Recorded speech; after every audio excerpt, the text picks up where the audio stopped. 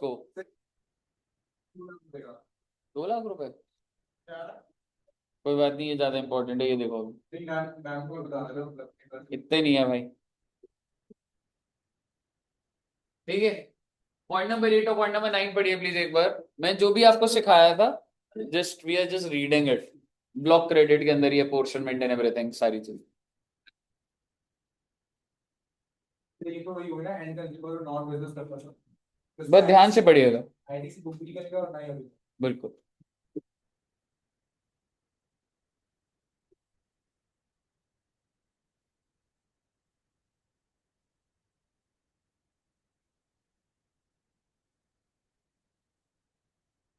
पढ़ लिया? आ गया ना, समझ आ गया? पढ़ लिए दोनों?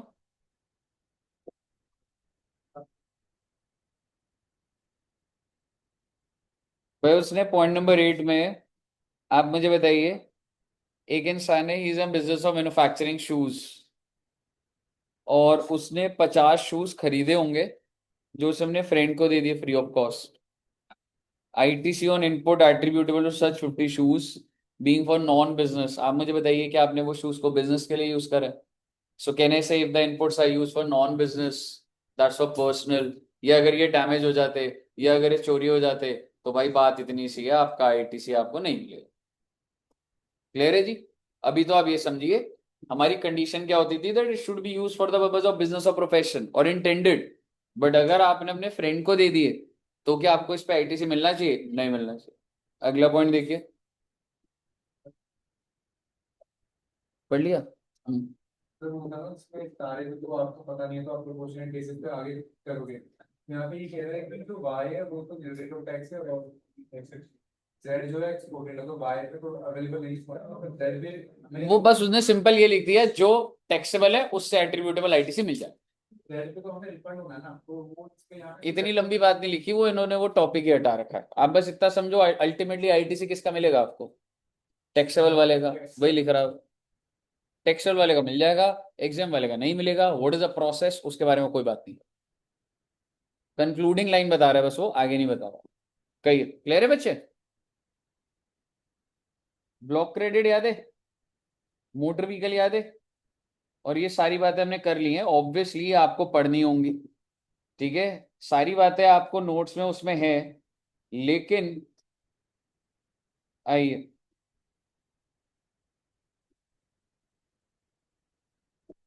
ये एग्जांपल है। बिल्कुल एग्जाम्पल्स पढ़ने हैं।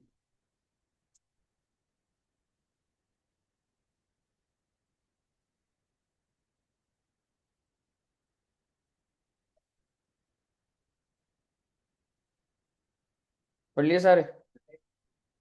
पढ़ लो आराम से पढ़िए।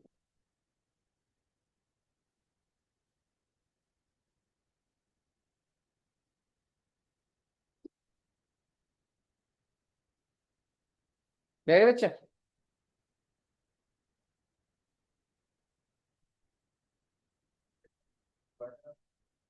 एग्जाम्पल्स हैं, उसी के ऊपर ही अलग अलग डायरेक्टर्स को गाड़ी, ट्रक, ट्रांसपोर्टेशन, ये सारे वो उसी एनालिसिस पे पॉइंट्स है।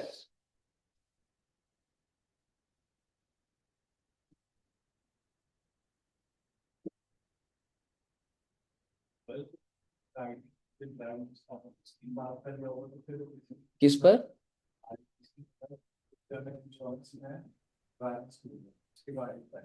मिल जाएगा।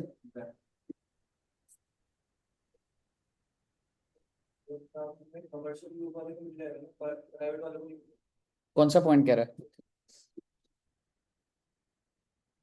भाई? ये वो है ना यार, तू एक इंडिविजुअल के लिए, सीईओ के लिए उसको एयरक्राफ्ट दे रहा है, तो ब्लॉक्ड है। और अगर यही इसका बिजनेस, मतलब अगर फॉर ट्रांसपोर्टेशन ऑफ पैसेंजर्स होता तो मिल जाता। पढ़ लिए बच्चे? डन है, 21 तक डन है। चलिए, फिर आपको ध्यान होगा ये, अगर मैं बोलूं कि मैंने कौन से करा है आपको, motor vehicle, vessel and aircraft हुआ है। अब ये देखते हैं फूड एंड बेवरेजेस का, बातें आपने करी हुई है सारी, पॉइंट्स पढ़ने हैं आप।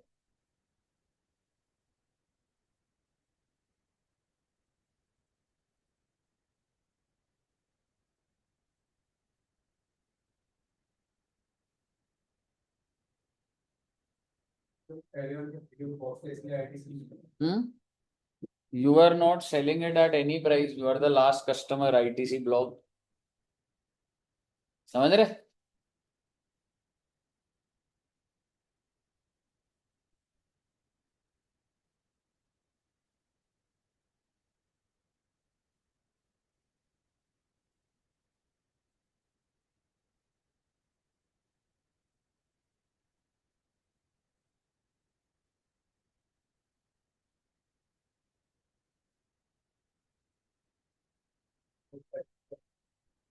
किधर है, कौन सा point? 24th। Outdoor catering service availed by garment exporter. Outdoor catering मतलब मैंने बेसिकली केटरिंग सर्विस ली है, ठीक है, for marketing event organise for prospective customer. मतलब भाई आप ये कह सकते हो कि अगर अभी मैं एडू जंक्शन के बाहर ही, ठीक है, फ्री में खाना खिलाना स्टार्ट कर दूं for the full whole day, तो मेरे को तो कोई ना कोई बिल करेगा ना, ठीक है? तो आप मुझे बताइए कि उसका आईटीसी मिलेगा नहीं मिलेगा? नहीं। क्या सर कस्टमर कह रहा है? प्रोस्पेक्टिव लिखा है, कोई प्राइस लिखा हुआ है? कुछ भी नहीं लिखा हुआ। You are not selling it, मतलब मैं बेचा नहीं है उसको। हाँ जी, ये फ्री ही माना जा रहा है। चलो कोई बात नहीं, लेकिन आप समझो, क्या कोई जो गारमेंट एक्सपोर्टर होगा वो खाने के प्राइस करेगा क्या? बिजनेस भी तो आपको समझ आना चाहिए। जो बंदा दे रहा है खाना, आपको दे रहा है, गारमेंट एक्सपोर्टर है वो, और अब marketing event organise for prospective. मेरे कहने का मतलब है मेरी गाड़ी का बिजनेस है, मैं सारे जो भी हाई डिग्निटरीज है उनको लंच के लिए बुला रहा हूँ, तो आपको क्या लग रहा है पैसे ले लूंगा उनसे? समझ रहे हो? और अगर ले भी लिया, इज इट योर बिजनेस? खाना बेचोगे, अब आप गाड़ी बेच रहे हो, तो आईटीसी थोड़ा ना मिल जाएगा? बताइए, क्लियर है बच्चे? इसका तुमने वर्क कॉन्ट्रैक्ट सर्विस करा था। वर्क कॉन्ट्रैक्ट सर्विस में ना एक बात बोलनी ये रह गई थी, आपको याद है प्लांट एंड मशीनरी का आईटीसी मिल जाता था? Exactly exactly. लेकिन अब ना प्लांट एंड मशीनरी में ना कुछ लिखा है कि सर प्लांट एंड मशीनरी, आपको याद है मैंने बोला था वो फाउंडेशन और स्ट्रक्चर सपोर्ट मिल जाएगा, इन्होंने एक्सक्लूड की बात रहेगी, ठीक है? मतलब in relation to plant and machinery क्या चीज का आईटीसी नहीं मिलेगा? और क्या लिख रहे हैं बच्चे? लैंड बिल्डिंग और civil structure comma telecommunication towers and pipelines laid outside the factory premise, ठीक है? So basically plant and machinery की डेफिनेशन में, ठीक है, वो जो फाउंडेशन लग रहा है वो ठीक है, लेकिन आप समझो मेरा मेन इंटेंशन है कि उससे रिलेटेड अगर कोई, अगर मैं बोलूं पाइपलाइंस है, जो कि उसका जितना भी ड्रेनेज है वो बनाना पड़ेगा, बाहर तक जा रही है वो बिल्डिंग, क्या उसका भी आईटीसी मिल जाएगा? नहीं मिलेगा। टेलीकम्युनिकेशन टावर्स का मिलता है? नहीं मिलता है। और land and building civil structure general बात है भाई। अगर प्लांट एंड मशीनरी के अंदर अंदर आपको ये लिखा गया कि वो प्लांट एंड मशीनरी के अंदर कुछ उसका एक यूनिट है, मैं कोई आपको मशीनरी नहीं समझा सकता, बट उससे पाइपलाइंस अटैच्ड है और वो फैक्ट्री के बाहर भी जा रही है, तो जो भी पाइपलाइन फैक्ट्री के बाहर है, क्या उसका आईटीसी मिल जाएगा? नहीं मिलेगा। अब समझो ना ये एक्सक्लूड में क्या लिखा हो। टेलीकम्युनिकेशन टावर्स, अब मेरा सवाल है, टेलीकम्युनिकेशन टावर का आईटीसी मिलता है? नहीं मिलता, प्लीज। एंड पाइपलाइंस जो भी laid outside the factory premise है, उसका आईटीसी आपको नहीं मिलेगा। इतना स्पेसिफिक हम जा ही नहीं सकते, पेपर में सिर्फ पाइपलाइन आया। हम्म, तो अगर ये विदिन द फैक्ट्री होता तो तो मिल जाता, पाइपलाइन का विद इन द मिल जाता। लैंड बिल्डिंग सबका बढ़िया आउटसाइड लैंड बिल्डिंग है नहीं, लैंड एंड बिल्डिंग तो फैक्ट्री अपने में होती है, आप इससे एकदम डायरेक्ट कनेक्ट भी कुछ नहीं कर सकते। मैं आपको सिंपल सी चीज जो आपको रिसीव करनी है बता रहा हूँ, एक्सक्लूड्स में प्लांट एंड मशीनरी में अगर पेपर में आ जाए टेलीकम्युनिकेशन टावर्स लग रहे, तो क्या मुझे आईटीसी मिलेगा? नहीं मिलेगा। दूसरा, any pipeline laid outside the factory, ITC नहीं।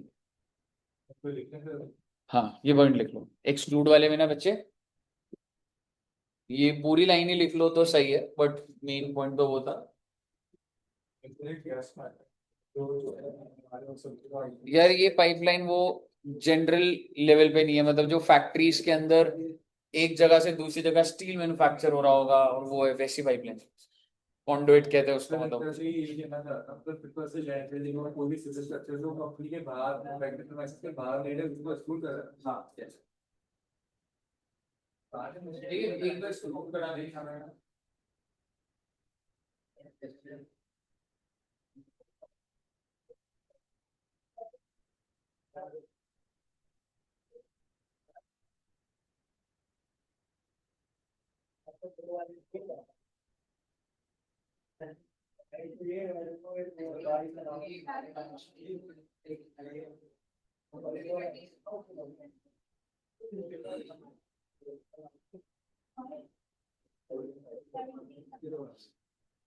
लिख लिया? नहीं सर। इसके बाद याद है भाई, हमने वर्क कॉन्ट्रैक्ट सर्विस करा था। अच्छा वही तो चल रहा है। सर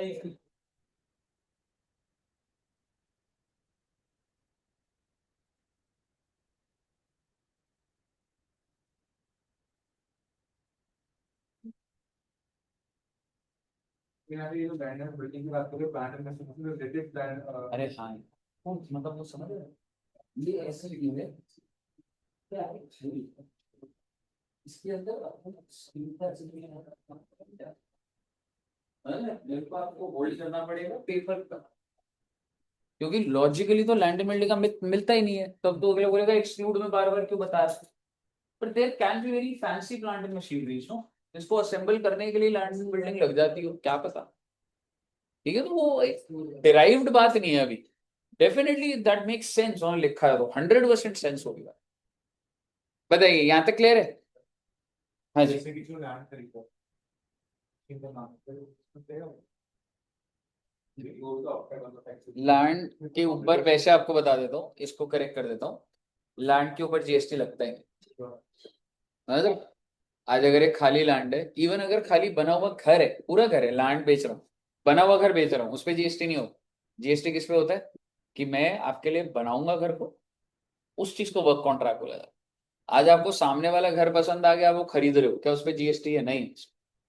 लेकिन आपको एक एरिया पसंद आया, वहां पे आप बिल्डर बुला रहे हो, भैया ये लैंड तो मैं खरीद लूंगा, आप बनाने का खर्चा बताओ, उस पे GST. That's called work contract. Company को नहीं मिलता।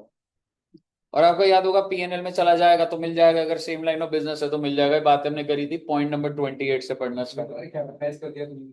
एग्जैक्टली 28 पढ़ना स्टार्ट कर देना बच्चे।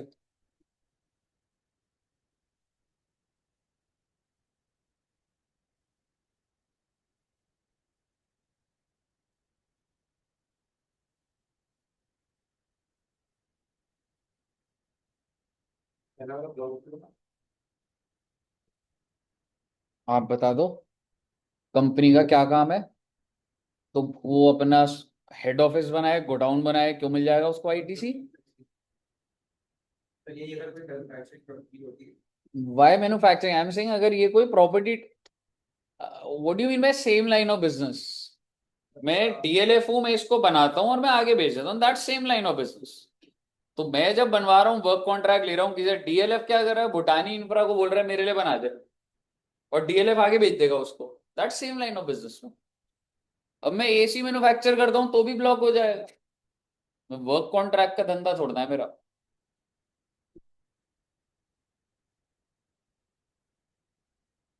तो नीचे का आराम आराम से पड़ी हो।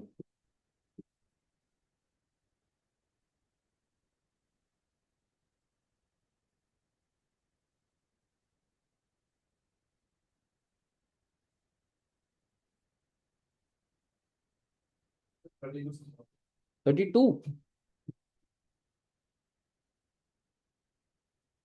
समझा तो, वर्क कॉन्ट्रैक्ट सर्विस है। ये उसका बिल्कुल। हाँ, और उसका जो कैपिटलाइज में पीएनएल में मिल जाएगा। नहीं करेगा, जब पीएनएल में डाल दिया, पीएनएल में क्यों डाल? कम ऑन, हाँ मैं तो वन टाइम ही मैंने सीधा पीएनएल में खर्चा डाल दिया ना। डेप्रिसिएशन वो चीज होती है जो तू बैलेंस शीट में दिखा देगा फिर डेप्रिशिएट कर, ये तो सीधा ही पीएनएल में डाल।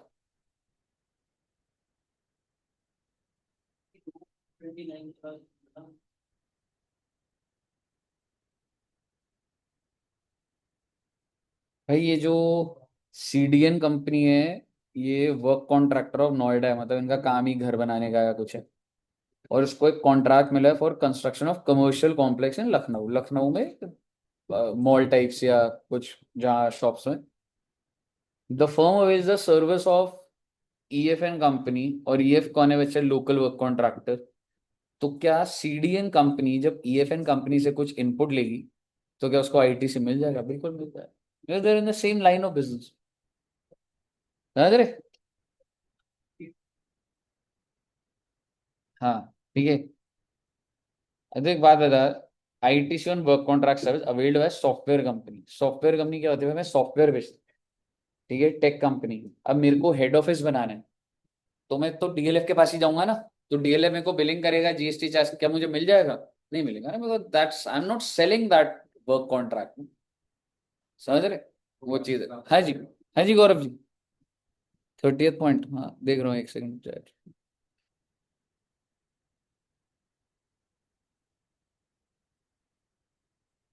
हाँ वही है, ये जो फाउंडेशन लगाया बेटे प्लांट एंड मशीनरी पे, मिल जाएगा उसका, है ना? मिल जाता है ना।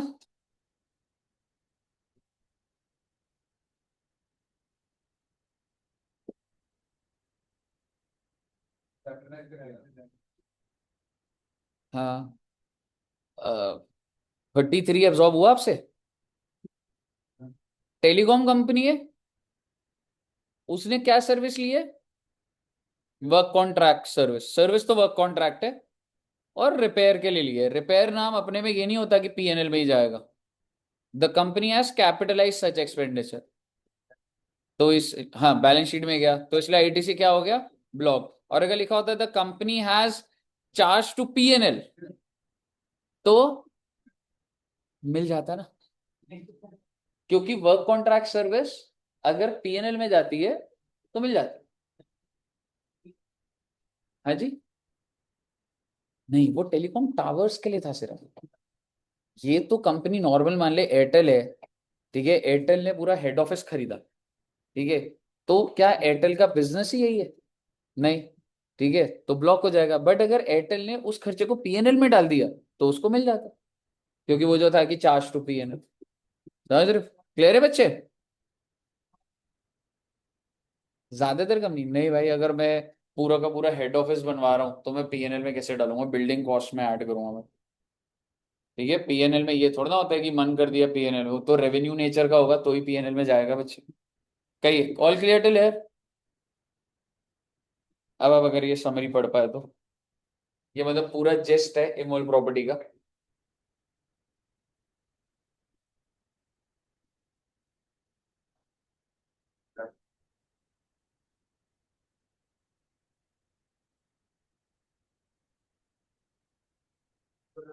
सर्विस के अंदर कोई भी ऐसी अपने एक एसेट प्रोड्यूस मतलब बनवा रहा हूँ और उसका खर्चा मैं पे करके उसका आइडिया क्या मैं उसको फर्दर प्रोड्यूस कर दूंगा।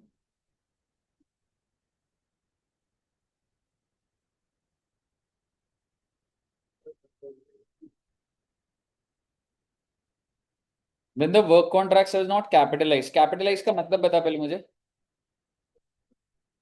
कि आपने उसको बैलेंस शीट में नहीं डाला, कहाँ डाला फिर आपने? पीएनएल में। In this case ITC is allowed to all recipients, whether you are a builder, whether you telecom operator, ice cream maker, AC maker, whatever, irrespective of the line। अगर तूने वर्क कॉन्ट्रैक्ट सर्विस को PNL में डाला तो मेरे को तेरा धंधा भी नहीं जानना तू क्या करता है, अलाउड। वर्क कॉन्ट्रैक्ट को बैलेंस शीट में डाला तो मेरे को तेरा धंधा जानना है, क्या तेरा धंधा डीएलएफ वाला ही है? अगर है तो मिल जाएगा, नहीं है तो नहीं मिले। रिपेयर वो छोटे मोटे,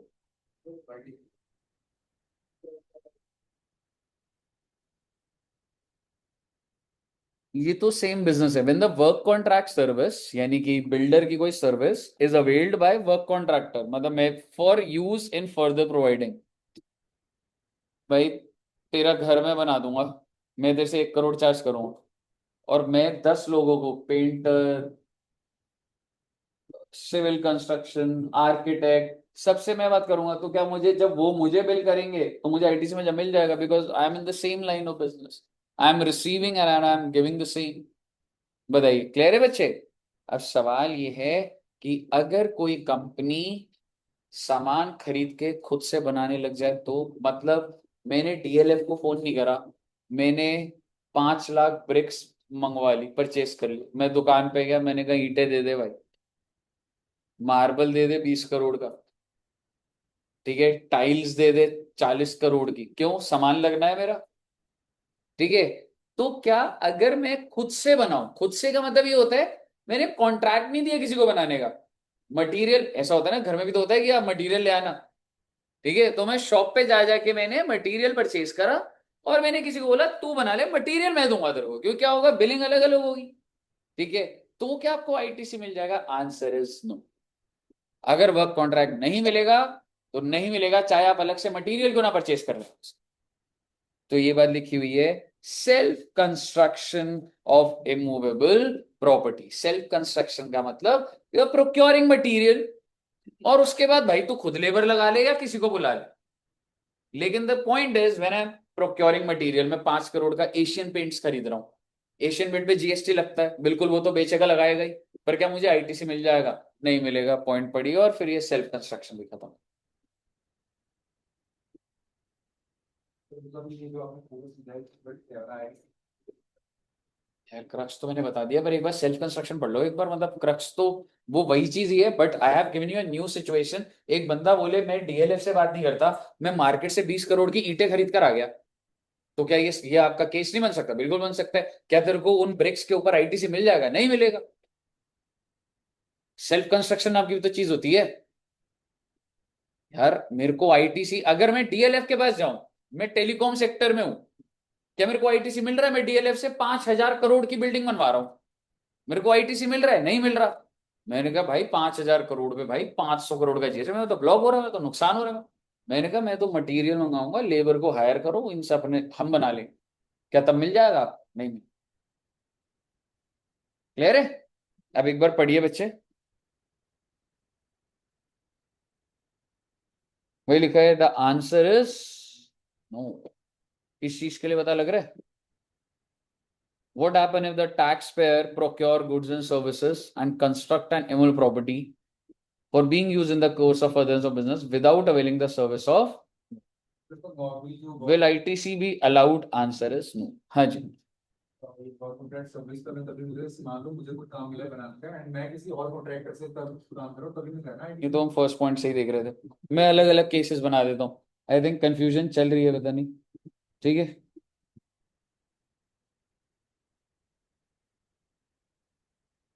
डीएलएफ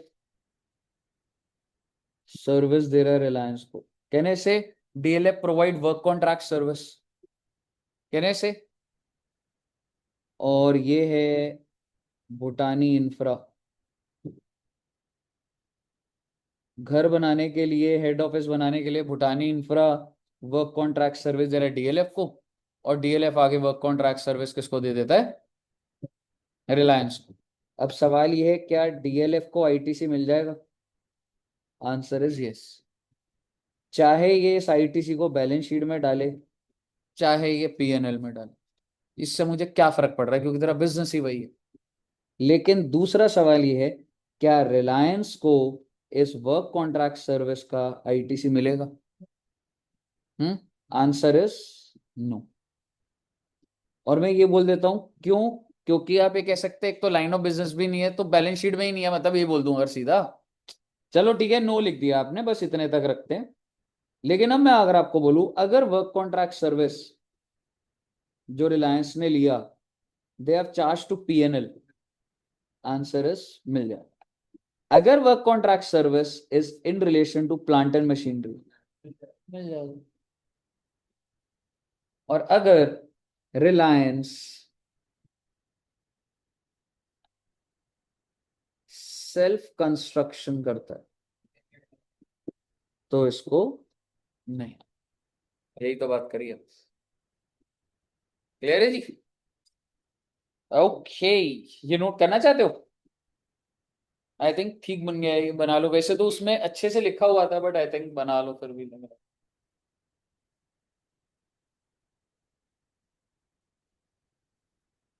वो वाला जो उधर से मैं एरो लाया हूँ, वो सेल्फ कंस्ट्रक्शन।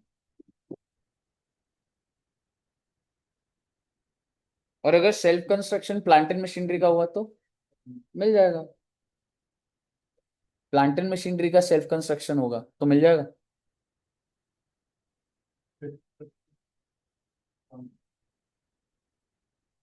अरे भाई, सेल्फ कंस्ट्रक्शन आप ये कह सकते हो ऑफ लैंड एंड बिल्डिंग है ये, लेकिन self construction of plant and machinery, plant and machine को कब ब्लॉक करा भाई सरकार ने, समझ रहे हो?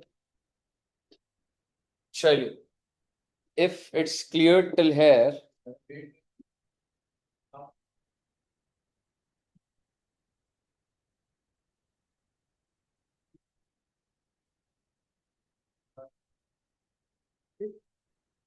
आप क्लास के बीच में चेस खेल रहे हो, है ना? आपको ये आइडिया नहीं है कि 10 बातें और सोची जा सकती है कॉन्सेप्ट के बीच, लेकिन आपको ये लग रहा है कि ये कॉन्सेप्ट हो गया है क्योंकि आपको लग रहा है कि आप बहुत इंटेलिजेंट हो। नहीं बिल्कुल नहीं। और मुझे 2 मिनट लगेगा प्रूव करने में, तो मुझे मजबूर मत करो। हाँ जी, क्योंकि अगर if you have so much of confidence, class के साथ टेस्ट चल रहा है, hats off to your confidence और ओवर कॉन्फिडेंस। फिर यूरो थोड़ा कुछ कर सकता हूं तो। हाँ, हाँ बनाना है। जैसा आपको ठीक लगे बताइए, यहाँ तक क्लियर है?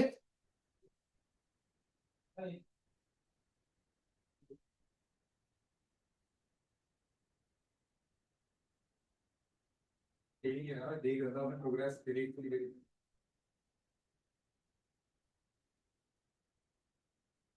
लेक्चर होगा तो फिर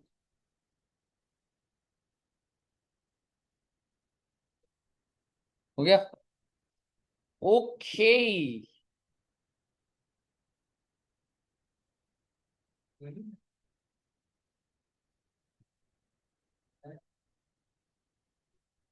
ये वाला हमने कर लिया ये टाइप। अच्छा, अभी वर्क कॉन्ट्रैक्ट का पढ़ा था, एक बार ऐसी एक बार इसको दोबारा पढ़ना है बच्चे।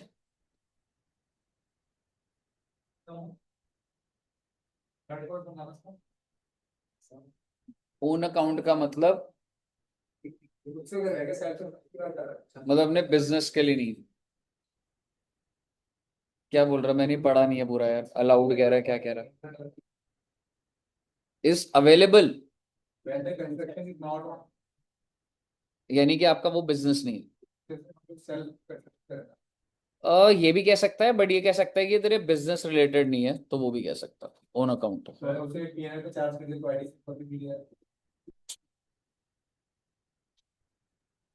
जय यार, अवेलेबल इन, अवेलेबल बता रहा है, नॉट अवेलेबल बता रहा है। Construction of eligible when the value of goods is not capitalized PNL है, construction is not own account. क्या मतलब निकल रहा होगा यार इसका?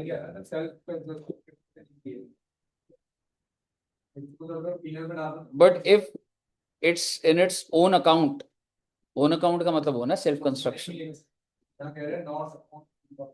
मेरा तो दिमाग नहीं चल रहा है, अलाउड कह रहा है, नॉट अलाउड कह रहा है, मतलब तो वही होगा।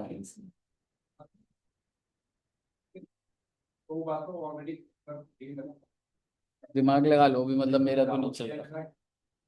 एग्जाम्पल मतलब ठीक है, पहले 2 वाले समझ लो, समझ आया वैसे थर्ड पॉइंट आपको? ऐसा कुछ वो निकलेगा नहीं ना, उधर हो चुका है कंक्लूजन। अगर मैं उसकी क्लियर में चार्ज करूँ तो भी तो मेरे को आईडी से मिल रहा है। क्यों दिमाग लगवा रहे हैं छोड़, सर कुछ भी नहीं है, रेलिवेंट नहीं है उसमें। ठीक है, सर एक डाउट है। हाँ तो 34 सर देखना बच्चे। सर मतलब जो कंस्ट्रक्शन कंपनी है अगर वो अपना ही हेडक्वार्टर बनाना चाहे तो भी उसको आईटीसी नहीं मिलेगी? नहीं मिलेगा, उसको मतलब नहीं मिलेगा। खुद कंस्ट्रक्शन कंपनी होने के डीएलएफ बावजूद अगर भी किसी और अपना को करना पड़ेगा? बना रही है, क्या वो उस चीज को बेच रही है? नहीं बेच रही तो नहीं मिलेगा भाई। कैपिटल एसेट पे मिलेगा ही नहीं ना। You are not dealing with this, मतलब तू जो हेड ऑफिस बना रहा है वो तेरे फिक्स एसेट है।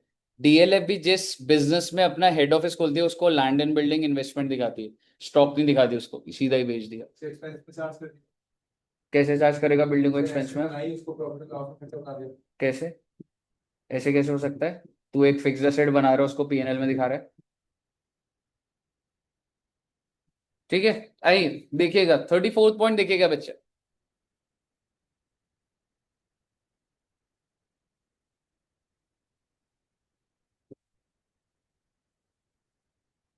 कह सकता हूं सेल्फ कंस्ट्रक्शन ही है ये।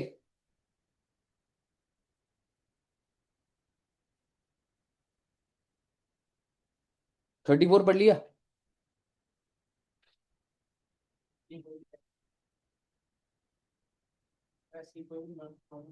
अगर जब तक कंपनी का तेरे को, अच्छा ठीक है, क्या बोल रहा है एक बार फिर से बोल। तू खुद एक चीज समझ, आपने मोटर व्हीकल करा, आपने वो करा, आपने इंटेंशन समझी। अगर इफ अगर वो चीज मेरे लिए गुड्स होती है तो ही आईटीसी मिलता, ठीक है। अब अगर चाहे तू डीएलएफ है, तू हेड ऑफिस बनाएगा, तो तेरे लिए गुड्स है क्या? तू डील तोड़ना, तू उस जो बिल्डिंग बने उसको थोड़ा ना बेच देगा तू, ठीक है। तो वो चीज नहीं मिलती वो। पढ़ना बच्चा आगे।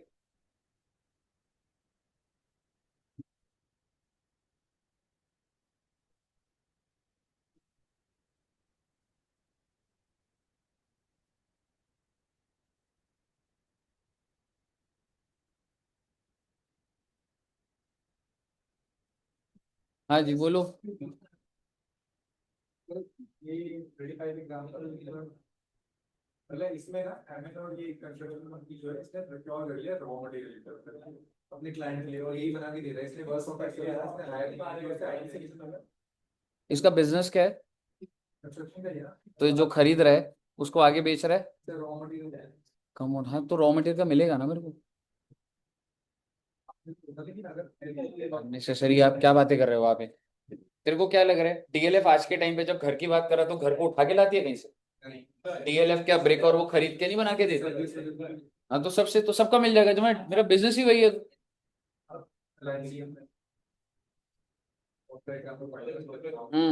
सिंपल है, मतलब कॉम्प्लिकेटेड इतना नहीं है। आगे बढ़ूं क्या? ज्यादा पॉइंट पढ़ा दिए मैं। सर ये 37 समझा दो। बताता हूँ अभी। कौन सा पूछ रहा है तू?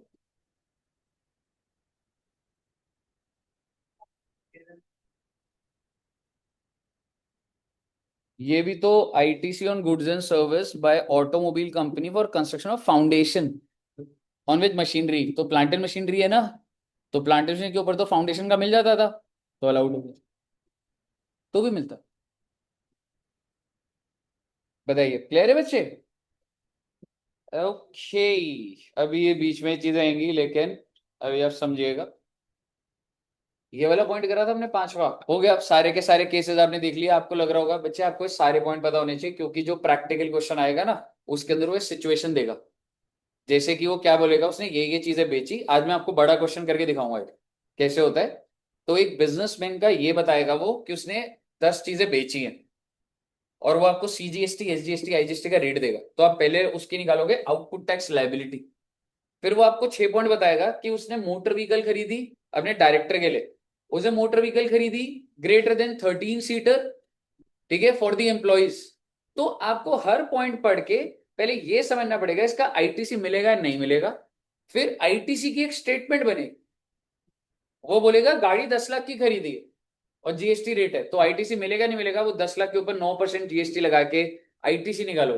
फिर आउटपुट टैक्स लायबिलिटी और आईजीएस आईटीसी माइनस करोगे, तो आपको बताना पड़ेगा कैश में कितनी पेमेंट करो।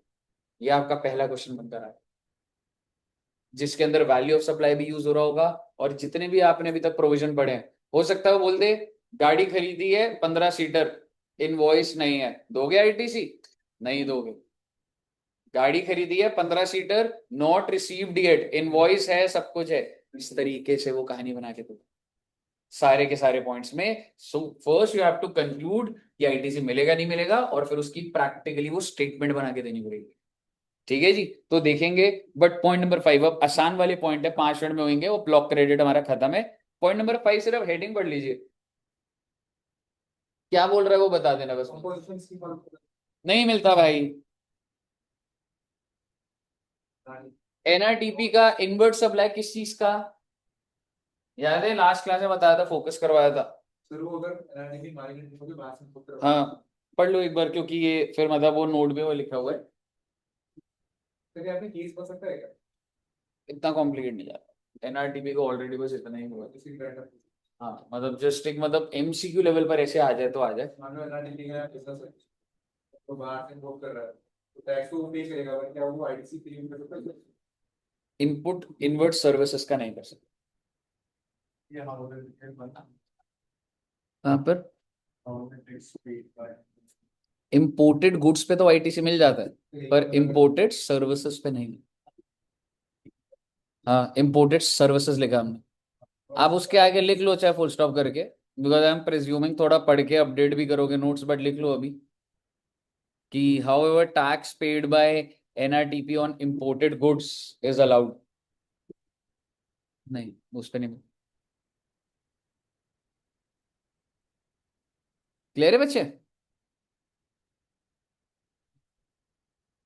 इसका कुछ नहीं करना आपने, सीएसआर की बातें मैं करूंगा। अगला क्या है बच्चे?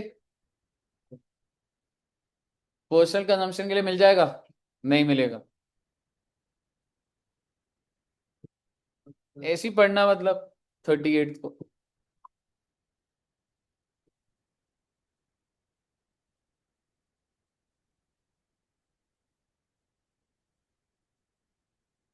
क्लियर है? हो गया नॉन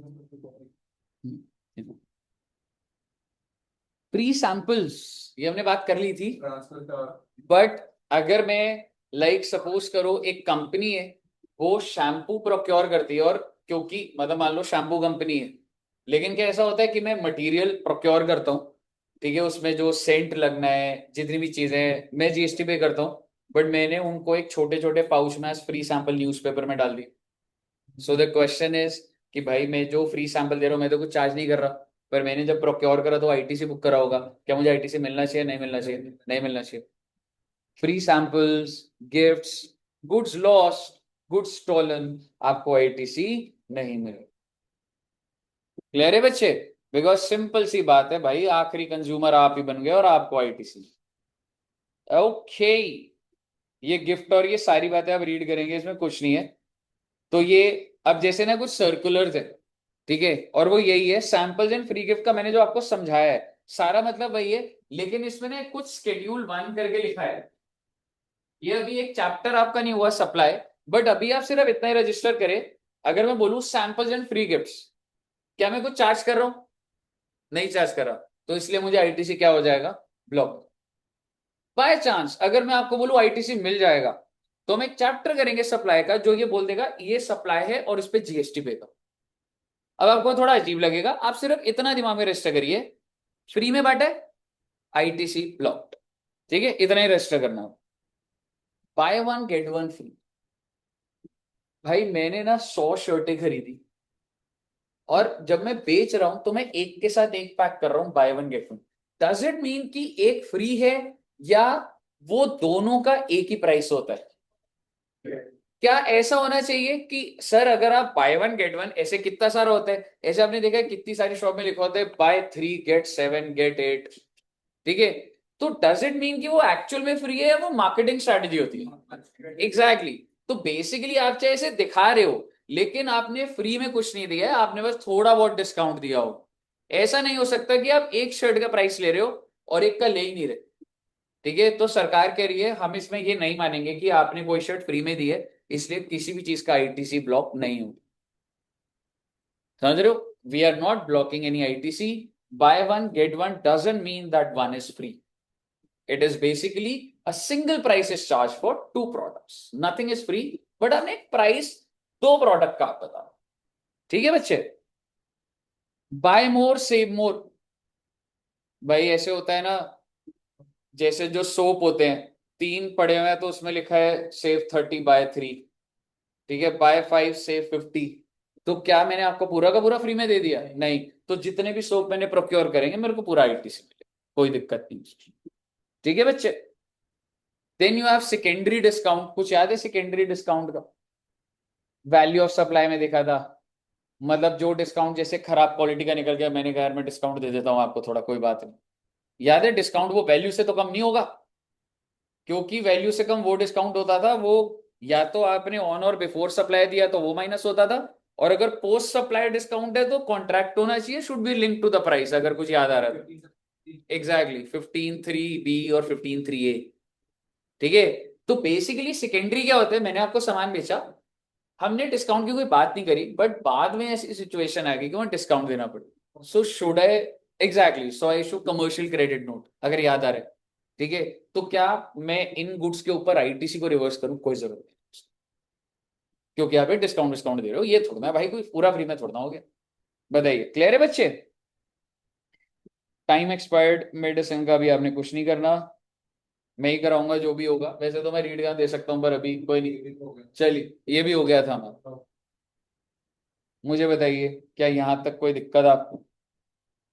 अगर आपको कोई दिक्कत नहीं है तो अब आप एक फॉर्मेट समझने के लिए केपेबल हो, जो हमने इंट्रोडक्शन में करा था। अब आप उसको बेटर रियलाइज करोगे और मैं आपको बताऊंगा कि किस तरीके से अब यूटिलाइजेशन होगी। हमारा टेक्निकली सेक्शन 16 एंड 17 तो ओवर है, अभी 18 बच रहा है इन स्पेशल सर्कमस्टांसेस जो एक क्लास में हो जाता है। लेकिन अभी मैं आपको यूटिलाइजेशन का बता के आपका प्रैक्टिकल इंटेंट डेवलप करूंगा। ठीक है बच्चे? हाँ जी बताइए। मैं कह रहा हूँ पहले हाँ मीटिंग में तो यहाँ पे हमें 11-12 पहुंचा, वो आपको बोला था कल नेक्स्ट क्लास कराऊंगा तो बताइए मेरा वरना मतलब बहुत दूर से कर लेंगे तो फिर टेंशन बात पड़ेगा आपको कराना। नहीं, अभी तो मैंने स्क्रीन कर दी, मतलब ऐसा तो नहीं मेरे दिमाग में आ रहा। ठीक है, ठीक है। अच्छा, अब ना एक चीज समझना बच्चे, हेडिंग डालना यूटिलाइजेशन। अभी तक आप अवेलमेंट सीख रहे थे बच्चे, अवेलमेंट समझते हो, बुक करना। अब मैं आपसे क्या बात कर रहा हूं भाई, आज वो टाइम आ गया है, 20 तारीख आ गई है और आईटीसी माइनस करो, बचा हुआ पैसा कैश में पे। हाँ जी, कि कौन सा आईटीसी कहां से माइनस होगा। अगर आपको इंट्रोडक्शन में याद है, एक बार ट्राई करता हूं, सबसे पहले कौन सा आईटीसी यूज करा जाता था? इंट्रोडक्शन टू जीएसटी में जैसे एक टेबल बनवाया था, सबसे पहले ये आईटीसी खत्म होगा, फिर अगला होगा, फिर अगला होगा, एग्जैक्टली। फिर उसके बाद सीजीएसटी, फिर एसजीएसटी। सीक्वेंस है भाई, ऐसे नहीं चल रहा, भेड़ चाल नहीं है, कोई भी कहीं भी आके भिड़ जाएगा किसी से, समझ रहे हो? तो आइए अब एक पहले एक प्रोसेस बनाते हैं। लाइक सपोज करिए देयर इज मिस्टर ए, और मैं आपको पहले मिस्टर ए की सेल्स बता। हर महीने के एंड में आपको एक दुकानदार की सेल भी चाहिए होती है, उसकी प्रोक्योरमेंट भी चाहिए, ठीक है? तो मिस्टर ए की जो सेल्स है, रादर मुझे सप्लाई बोलना चाहिए क्योंकि अब हमें टेक्निकल वर्ड यूज करने चाहिए। और मिस्टर ए की इंट्रा स्टेट सप्लाई 5 लाख रुपए, ओके। CGST 10%, SGST 10%। अच्छा जी, सर कुछ बाहर भी बेचा है क्या? हाँ बेटे हाँ, इंटर स्टेट सप्लाई भी है भाई। कितने रुपए की? 3 लाख की। तो क्या आप मुझे बता सकते हैं आईजीएसटी कितना परसेंट होगा? 20%, ओके। और ये कौन से मंथ की बात कर रहा हूं? मान लो अभी जो मंथ चल रहा है, जून की बात चल रही है, खत्म हो गया जून महीना। मैंने पूछा भाई कितने की सेल करी, टोटल सेल कितने की है इसकी? 8 लाख की। अच्छा जी, अब इससे पूछा अच्छा ये बता इनवर्ड सप्लाई भी तो बता दे कुछ। तो इसने बोला इंट्रा स्टेट जो मैंने परचेस करा है वो 2 लाख करा, यानी कि जो इसने परचेस करा है वो 2 लाख करा है। और ना सीजीएसटी एसजीएसटी रेट सेम होता है, मैं बार बार नहीं लिख रहा क्योंकि ये ट्रेडर है, अगर मैं ग्लास खरीदूंगा या बेचूंगा रेट तो सेम ही चलेगा, ठीक है? और मैंने पूछा वेरी गुड, और इंटर स्टेट कितने की करी भैया? कह रहा 4 लाख की परचेस। अरे परचेस 4 लाख की किए हो और बेचा कितना वैसे इंटरेस्टेड? 3 लाख का इंटरेस्टेड बेस, और इसका कोई लॉजिक नहीं है। क्यों? तो क्या हो गया, इस महीने मैंने सामान खरीदा, नहीं बिका तो नहीं बिका। और आप कैसे कह सकते हो वो इंटर ही बिकेगा? हो सकता है मैं यहां भी बेच दूं, यूपी से खरीदूंगा तो बाहर ही बेचूंगा क्या? समझ रहे हो? तो ऐसी मैंने कोई भी रैंडम फिगर्स ली। अच्छा सर, और एग्जाम में आएगा calculate the amount of tax to be paid through cash ledger, oh my God, cash ledger का मतलब वो आपको ये बोलना चाह रहे हैं मुझे कितने रुपए कैश में देने पड़े सरकार। ठीक है, अब कैसे होगा सर? तीन टेबल्स बनेंगी बच्चे, तीन की जगह पहले एटलीस्ट एक ही बोलूं अगर। हाँ हाँ बनवाई हुई है। ठीक है, मैं सबसे पहले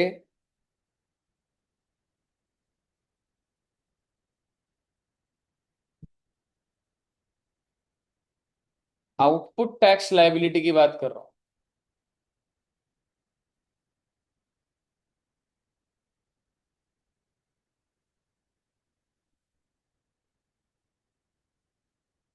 CGST, SGST, IGST। क्या आप मुझे इंटरेस्ट रेट बता सकते हैं?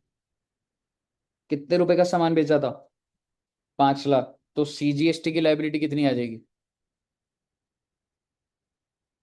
SGST और IGST। Then inter state supply कितना करा था मैंने? 3 लाख। यहां तो कुछ आएगा नहीं। IGST 20%, that is 60।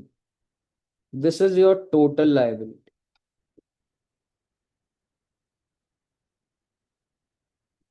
ये आपकी एक स्टेटमेंट बनी जो कि वो ये बता रहे हैं मैंने जो सेल करा मेरी ये लायबिलिटी। ठीक है बच्चे, नेक्स्ट टेबल वुड बी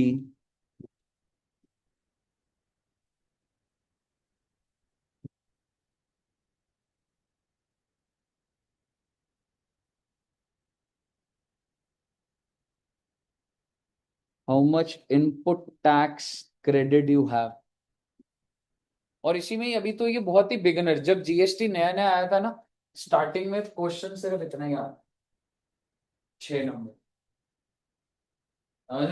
ऐसे आता था पहला 6 नंबर प्री के नंबर। अब इसी के अंदर ही बेटे सारी कहानी घुसा दी। 16 17 भी ग्रो होता जा रहा है, पहले आसान था।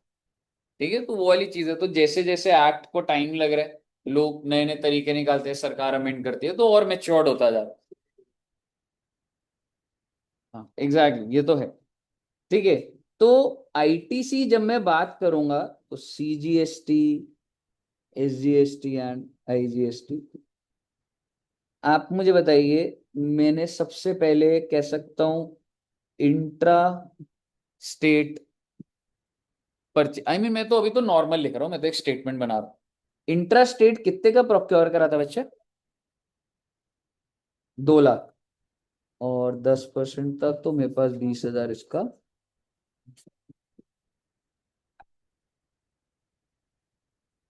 और इंटरेस्ट रेट कितने का खरीदा था? 4 लाख। 4 लाख का 20%। ओके,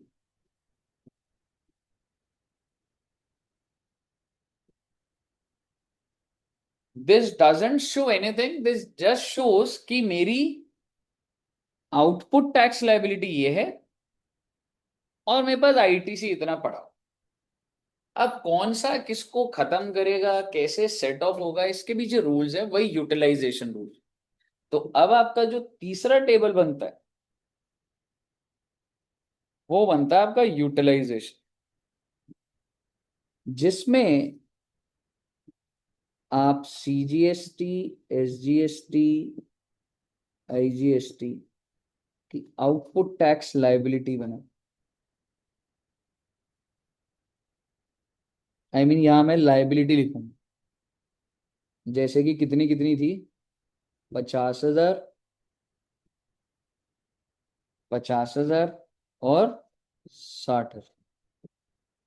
और यहां पर मैं लिखूंगा ITC, जिसको मेरे को यूज करने का है। और अब डलेगा सीक्वेंस, सबसे पहले किसका ITC यूज हो? IGST। कितना IGST है आपके पास? यही लिख सकते हैं आप, कितना? 80,000। हम्म, ठीक है, तो आप यही लिख सकते हैं कि जी हमारा तो 80,000 का ITC है। अब मुझे बताओ पहले किसको खत्म करेगा? एग्जैक्टली exactly, तो पहले तो 60,000 खत्म होगा, now what, CST any sequence, either CGST और SGST। ऑब्वियसली इस पे गवर्नमेंट ये कहती है कि आपको वो सीक्वेंस लेना चाहिए जिसमें कैश की पेमेंट कम से कम। तो दिस ऑल्सो इम्पैक्ट कि मेरे पास ITC किसका है। जैसे सपोज करो अगर मेरे पास CGST का ITC होता ही ना, तो आप मुझे बताओ क्या लॉजिकली मुझे इधर खत्म करना चाहिए? पर इसके लिए तो ITC है भी ना मेरे पास, समझ रहे हो? तो ये तो परम्यूटेशन कॉम्बिनेशन वाली बात है ये, और इसके पीछे कोई हिट एंड ट्रायल नहीं है कि दो कॉम्बिनेशन में आपको बता सकता हूं। ये तो टेक्निकल बात है। ये तो वो वैल्यूज ऐसी होंगी जो आपको इमीडिएटली चीजें दिखने लग जाएंगी। लेकिन आप समझो कि मेरे को, अगर मुझे पता है कि SGST का तो फिर भी मेरे पास ITC पड़ा हुआ है, ठीक है, लेट सपोज सिचुएशन बदल रहा हूं, ये 20,000 होता, ठीक है, ताकि आपको क्लियरली दिखे मेरे पास कितना ITC बचा हुआ, 20। So do you think I should reduce from SGST 20,000? I mean to say, मैं एक बार थोड़ा धीरे बोलता हूं, मैं यूज कौन सा क्रेडिट कर रहा हूं? IGST 60 कर दिया। सवाल ये 20,000 कहां से माइनस करूं? सर अगर आप SGST से करोगे तो ये जीरो तो हो जाएगा, पर आपके पास ITC पड़ा था ना सर, और वो तो CGST भी नहीं जा पाएगा, तो उससे, और यहां पे आपके पास ITC था नहीं, तो सर अगर आप यहां से करते तो थोड़ी कैश की सिचुएशन तो बेटर हो जाती। अब समझ रहे हो चीज क्या हो रही है? और ये कॉम्बिनेशन न्यूमरस कॉम्बिनेशन बन सकते हैं, बट पेपर में आपको सामने सामने दिख जाएगा जैसे मैंने अभी दिखाया। तो मुद्दे की बात ये है भाई,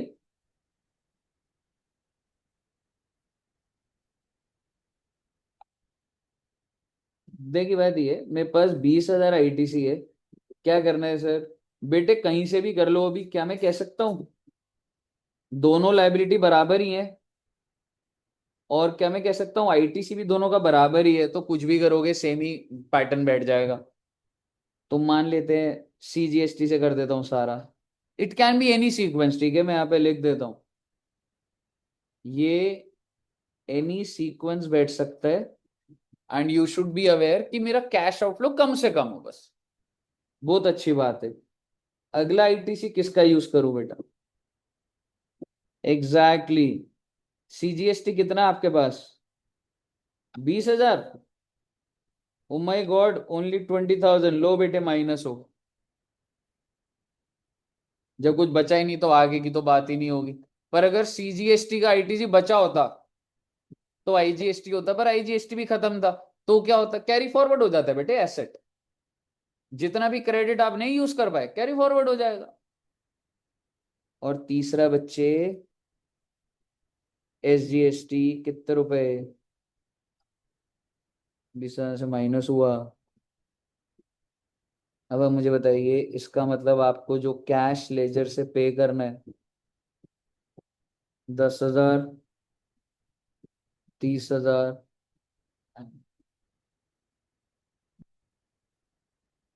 इस तरीके से आपका क्वेश्चन का फ्रेमिंग जाएगा। हाँ जी, अगर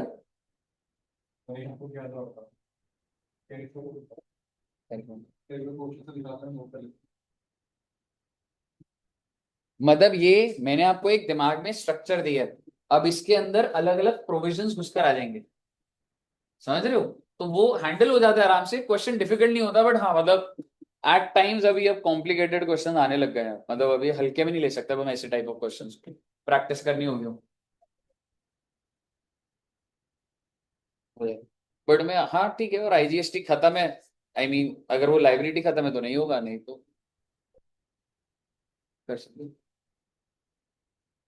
तू कंपनी में बैठा है, तू चाहे आधा आधा कर ले, अभी चाहे कुछ कर ले, कंपनी की जेब से कैश उतना ही जा रहा है तो कंपनी को कोई दिक्कत नहीं है। ओके, तो मेन टारगेट क्वेश्चन है ना कि फालतू में ITC नहीं होना चाहिए। ये तो है ही, ITC है तो वो बचना नहीं चाहिए। क्योंकि इससे लिक्विडिटी प्रॉब्लम आ जाती है ना कंपनी को।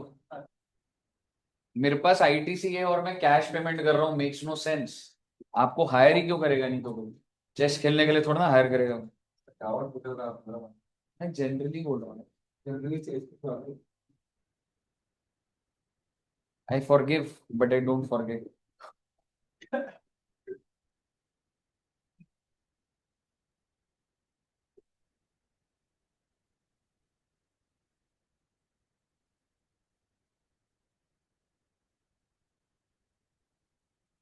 यार बिना माइक पे बड़ा मुश्किल है यार पढ़ाना, तो गला तो दर्द। यार आपकी बोली नहीं, मेरे को बिना माइक के मेरे को आदत नहीं है भाई, मेरे से मतलब ऐसा लगता है बहुत एफर्ट लगता है। पहन लो ना। क्यों कनेक्टेड नहीं है, मैं ऐसे करवाऊंगा। चला जाए बहुत बोल तो उसे वो इंतजार था ना, वो क्या कहते हैं उसको, क्लैरिफिकेशन पीछे के लिए मुझे देंगे उसका। नहीं नहीं तो मुझे मुझे नहीं याद उस दिन आप आ गया भाई, मैं कभी भी नहीं आ रहा भाई। तेरा वो खिलाड़ी जो खेला जाता है पर जीतना I am the Virat Kohli of AD junction. वो भी सीख गया यार बोलने का यार आप पूछ लो ये जिन्होंने खेला है, जैसे जोएब बताते हैं बास्केटबॉल खराब खेला है मैंने, सबसे सही किसने खेला। हम भी तो जीते थे अबे वॉलीबॉल की बात नहीं हो रही। नीचे स्कूल में हाँ ओम भी तो, हाँ ये तो भाई, इसको पास दिया इसने ऐसे बॉल मारे। सर नीचे स्कूल में डर गए थे क्या कर रहा था और फिर आगे पहले दिन बाद इधर लेके ओम ने भी बड़ी मेहनत करी थी।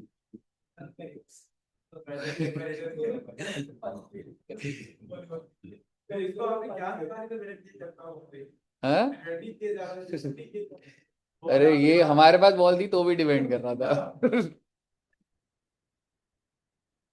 पहली बार नहीं लगा बस हाँ वो तो है, लेकिन फर्स्ट टाइम में भी ये तो पता लग जाता है स्पोर्ट कौन सा है। ऐसा तो नहीं होता कि पास दे दो मतलब वॉलीबॉल खेलने लगे जाओ। हाँ तो मैं कह रहा हूँ नहीं भी आता एटलीस्ट कॉमन सेंस तो होती है।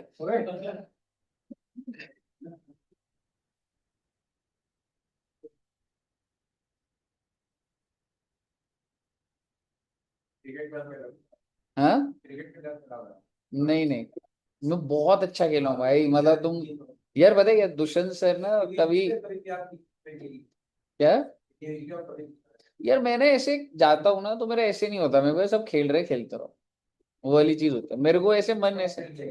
हाँ टीम को,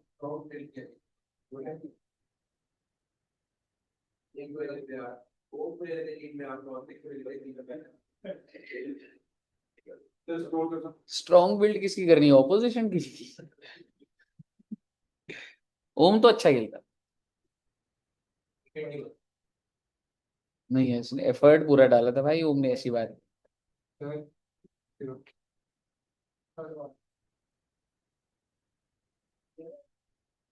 ओके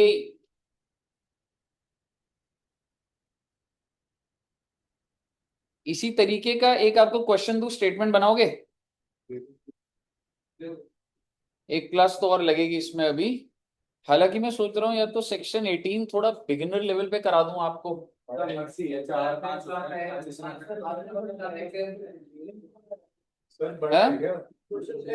क्वेश्चन दे दूं, यार अभी क्वेश्चन कर पाओगे तो मैं पर देखूं, लग नहीं रहा मुझे क्वेश्चन, पर मैं एक ना एक सेक्शन शुरू करना चाहता हूँ।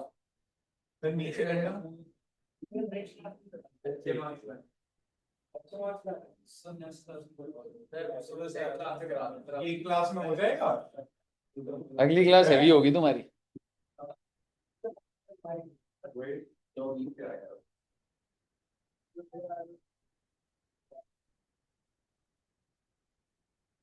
अब देख लो 25 मिनट है 80 स्टार्ट करो 80 स्टार्ट करो तो क्वेश्चन लोगे बोल वही सोच रहा हूँ मैं एक बार।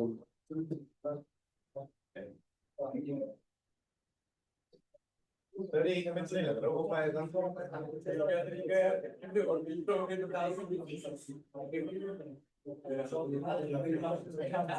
अबे ऐसे ही रखा क्या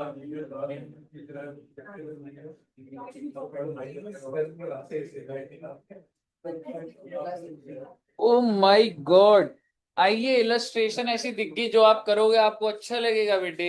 इलस्ट्रेशन नंबर 2, एबीसी लिमिटेड, हालांकि आपको बता दूं, मतलब और टफ क्वेश्चंस होते हैं और वो होता है, मतलब ये सिर्फ आपको एक पता लग रहा है कि हाँ हमें प्रोविजन समझ आ रहे हैं, ठीक है। एक ओवरऑल क्वेश्चन जो पहला क्वेश्चन आता है वो बहुत थोड़ा मतलब खतरनाक होता है, ठीक है। तो खुश ना होइएगा आंसर देने के बाद।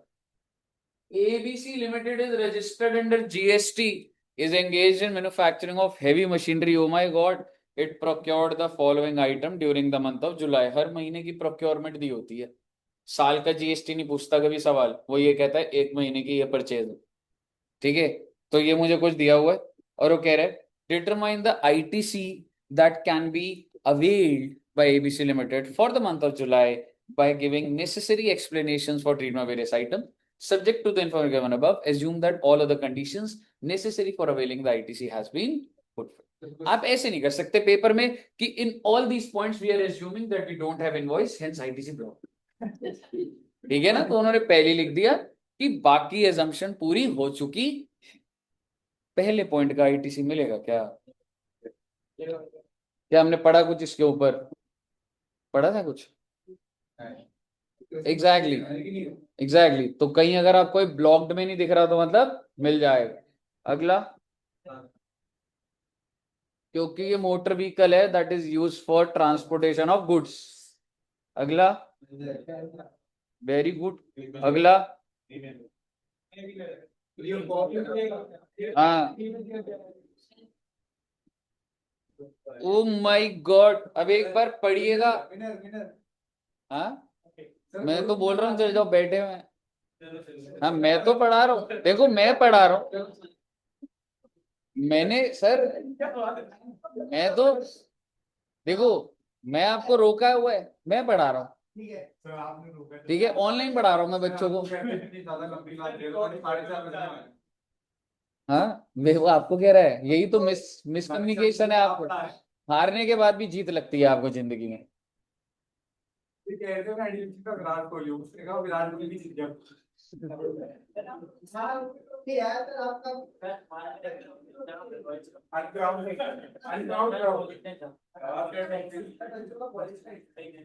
All the best. You feel very well. Very bad, sir. Electrical transformer, मेरा भी एग्जाम, आपका भी एग्जाम है? लाइफ का देगा मेरा भी क्या करना है। ये आप सबका एग्जाम है तभी पढ़ रहे हैं सब भाई, सीरियसली बिल्कुल है। तो मैं क्या कर सकता हूँ? मैं कुछ नहीं कर सकता, मैंने बोला ही नहीं था बीकॉम में रजिस्टर होने को, क्यों हुआ आप? मुझे नहीं देखा। कौन सा?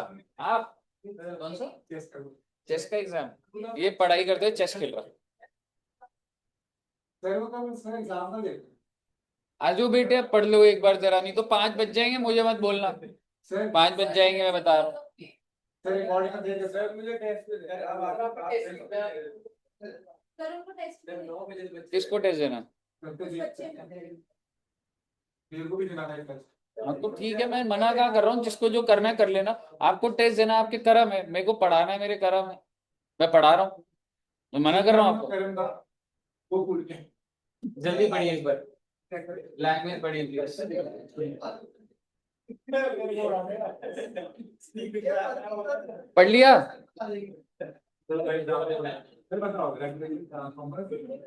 अच्छा ये सॉल्यूशन है ना? हाँ सोल्यूशन है, बट कैसे लिखा हुआ आपको पेपर में ऐसे लिखना पड़ेगा आपको, ये further close to this section अगर कोड करेगा तो अच्छी बात, नहीं इतना नहीं, 17.5 तक ब्लॉक का 17.5 है, उतना बहुत 5 भी आई नहीं, मुश्किल है नहीं बस।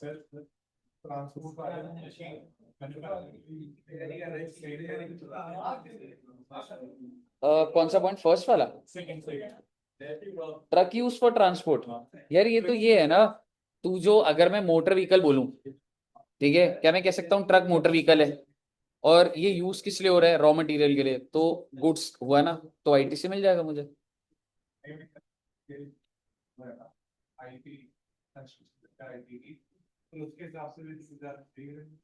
ये किसने बोला तेरे को कि ये कंस्ट्रक्शन आईटी ही कर रहा है? हेवी मशीनरी है और ये ट्रक से सामान आता होगा, उसका मतलब मैं इतना। हाँ जी, कन्फेक्शनरी आइटम्स क्या होते हैं? कंज्यूमेबल मटेरियल हो गया जैसे, नहीं, कन्फेक्शनरी गिफ्ट शॉप होती है नहीं, कन्फेक्शनरी इज जनरल स्टोर होता है जो, ठीक है, for consumption of consume customers at customers meet. कोई एक बेसिकली तो ये कह सकता है खाने का सामान है, कस्टमर्स आ रहे हैं और उनको मैं फ्री में खिला रहा हूँ, ऐसा होता नहीं है, बिल्कुल होता है क्या उसका आईटीसी मिल जाएगा तुझे? नहीं मिलेगा। बताइए, क्लियर है?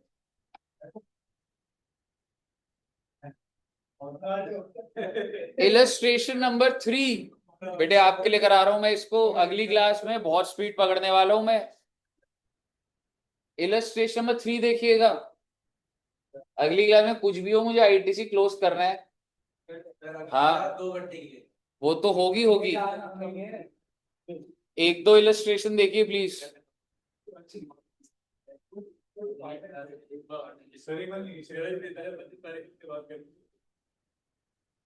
क्या करना है?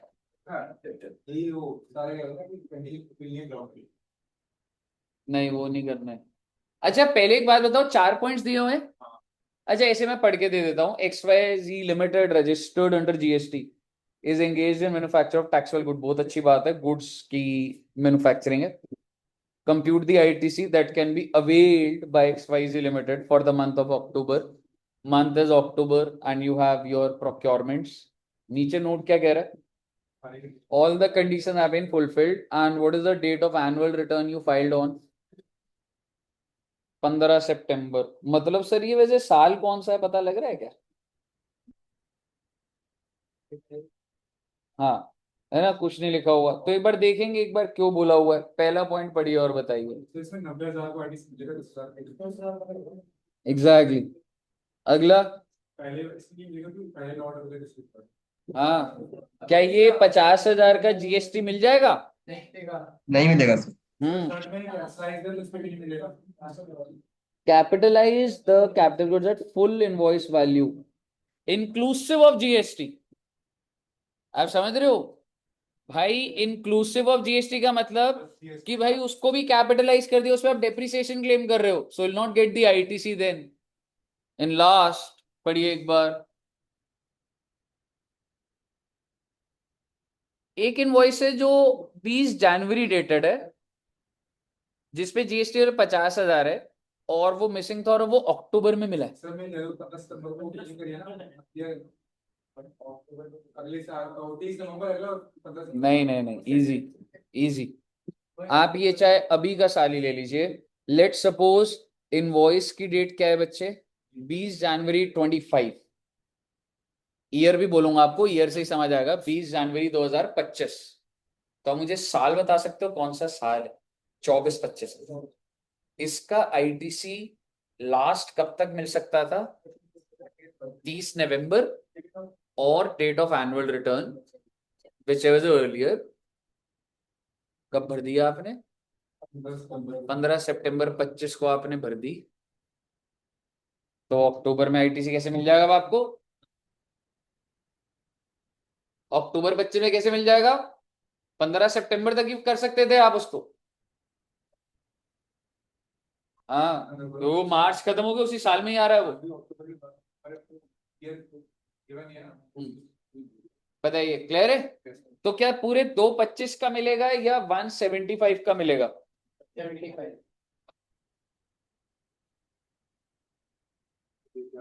आपको ये करके अच्छा लगा, अब आपको और अच्छा लगेगा। और ओ माय गॉड, ये देखो, ये वही वाला है वो जो अभी हमने करा था, intrastate supply of goods, intrastate supply of goods, very easy.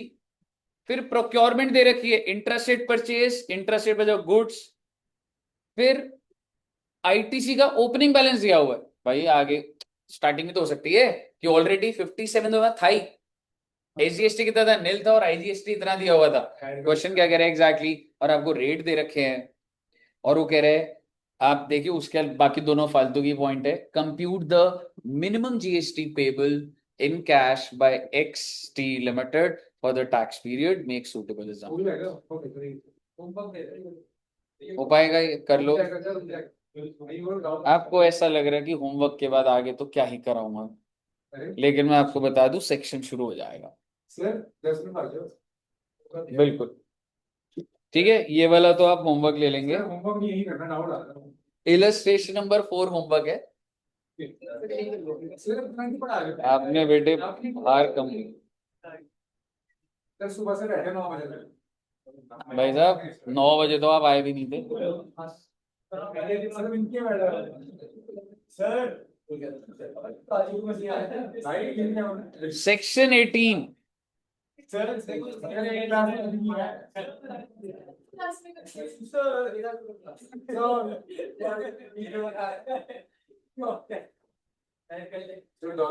अभी ने टेस्ट देखा है कल एग्जाम की पहली बार सर घर में आपको लगेगी खुदा वेट कर रहा है गुड यार। अब क्लास भाई वो डाइट की काम करो सर नेक्स्ट क्लास में करते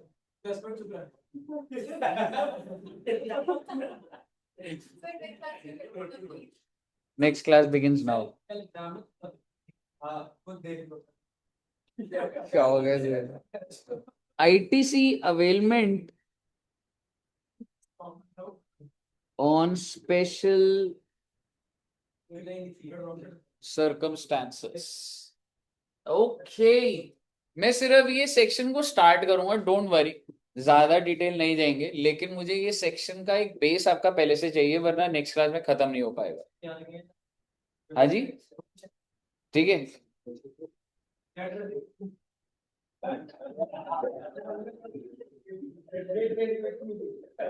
अब मेरी बात ध्यान से सुनिए।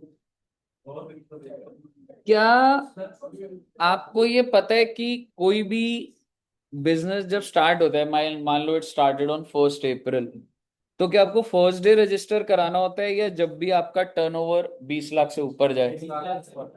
सो लेट्स सपोज 10 जुलाई 24 को your aggregate turnover exceeds 20 lakh. I am not saying dot 20 lakh, अगर डॉट 20 लाख होता है you are not liable, but when it exceeds, can I say you become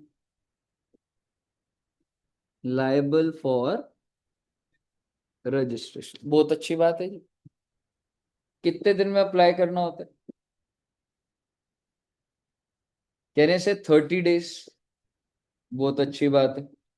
30 days अगर मैं बोलूं 10 तारीख से, आप 10 तारीख ही ले लीजिए, 10/7 से लेके 10/8/24। कहने से अगर आपने इधर अप्लाई करा तो क्या मैं कह सकता हूं you have applied with in 30 days?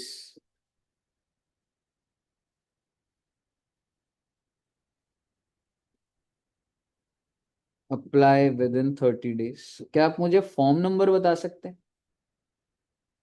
Application REG01। और जब आपने अप्लाई करा तो आपको रजिस्ट्रेशन मिल भी गई 16 अगस्त 24। और जब रजिस्ट्रेशन ग्रांट होती है, इसको क्या बोला जाता है? Grant of registration. क्या आप बता सकते हैं किस फॉर्म में? REG06। So this is the main certificate. लेकिन जब REG06 जिस दिन ग्रांट होता है उसमें इफेक्टिव डेट ऑफ रजिस्ट्रेशन लिखी होती है। एग्जैक्टली।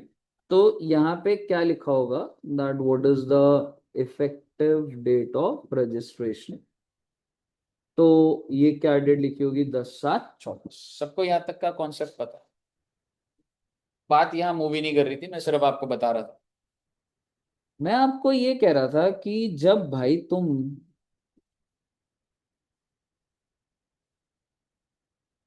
यहाँ पे तुम जब प्रोक्योर करते होगे, मान लो इनपुट प्रोक्योर कर, मान लो मेरी मोबाइल की शॉप है, पर स्टार्टिंग के जो मैं मोबाइल खरीदता हूँ, तो मैं जिससे खरीद रहा हूँ मैं तो उसको जीएसटी पे करूंगा ही, क्योंकि उसकी दुकान बड़ी है, वो तो रजिस्टर्ड है, वो तो जीएसटी चार्ज करेगा। ठीक है। तो मैंने मान लो मोबाइल खरीदा, मान लो 1000 रुपए का, और जीएसटी दिया 100 रुपए का, क्या मैंने इसको बुक करा होगा? नहीं करा होगा। बिकॉज आईटीसी बुक करने के लिए it's important that you should be registered, और जब आप रजिस्टर्ड ही नहीं हो तो आईटीसी बुक ही नहीं कर सकते। और अगर मैंने इसको बेच भी दिया होगा तो मैं जीएसटी चार्ज नहीं करूंगा। ठीक है। और इस तरीके से मेरी दुकान चल रही होगी, मैं जो जो प्रोक्योर कर रहा हूं मेरे को एकदम क्लियर है कि भाई मेरे को तो आईटीसी ले ही नहीं सकता ना, मैं रजिस्टर्ड ही नहीं। कॉस्ट में ऐड कर रहा हूँ। कॉस्ट में तो ऐड कर रहा हूँ, वो अलग लॉजिक से, ठीक है, वो कर रहा हूँ। अब मैं इसे परचेस करता हूँ बेचता हूँ, परचेस करूंगा बेचता हूँ, परचेस करूंगा बेचता हूँ, लेकिन एक पॉइंट तो आएगा ना, when you are liable for registration. When I say when you are liable for registration, क्या मैं कह सकता हूं अगले ही दिन जब मैं सेल करूंगा, क्या मैं जीएसटी चार्ज कर पाऊंगा? नहीं, प्रैक्टिकली सोच के बताओ, you have the number? No, 30 दिन में नहीं है। पर कह सकता हूं अगर मैंने विद इन 30 डेज करा, मुझे मिला इफेक्टिव डेट ये होगी, तो मैं रिवाइज्ड इनवॉइस इशू कर पाता था, अगर आपको याद है तो, जिसमें आई हैव दी कैपेसिटी कि भाई अभी तो ले जा, लेकिन मैं इसी में जीएसटी चार्ज कर दूं। आपको याद आ रहा है चीज? इसलिए तक वो लगता है जब विद इन 30 डेज आप करो। हाँ, विद इन 30 डेज अगर मैं करता हूं तो effective date liable to be registered. तो मैं अब इस चीज को बोल रहा हूं कि जब आप 11 को बेचोगे, 11th को, क्या मैं बोल सकता हूं इस पे अभी नहीं लग रहा, पर जीएसटी की लायबिलिटी तो आएगी, आएगी ना। पर ये वो मोबाइल है जिसको मैंने खरीदा था पहले, जिस पर मैंने आईटीसी बुक ही नहीं करा, पर जब मैं इसको बेच रहा हूं तो उस पे जीएसटी लग रहा है। यही मोबाइल मैं दुकान से बेच रहा हूं तो अब जीएसटी लग रहा है, but have I booked ITC on this? No, because the time when I procured this, I was not registered. तो क्या मैं आईटीसी बुक कर सकता हूँ नहीं या नहीं? अब वो सिचुएशन समझ आई? आप सप्लायर है, वांट टू बुक आईटीसी, या आप उसको कॉस्ट ऑब्वियसली वांट, क्या आप उसको बुक कर सकते हैं? बिल्कुल।